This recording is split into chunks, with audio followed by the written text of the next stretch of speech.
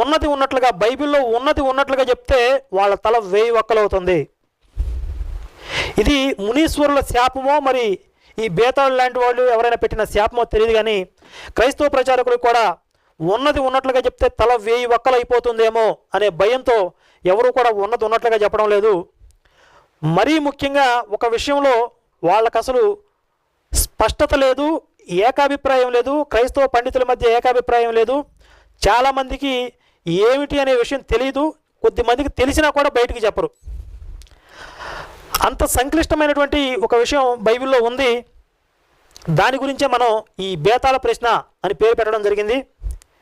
మరి ఏమిటి అసలు అంత సంక్లిష్టమైనటువంటి, క్రైస్తవ పండితుల మధ్య అంత గందరగోళానికి దారితీస్తున్నటువంటి ఆ విషయం ఏమిటి అనేది మనం కూడా ఒకసారి చూద్దాం. చూడండి, పుస్తకంలో 31వ పేజీలో బేతాళ ప్రశ్న అనే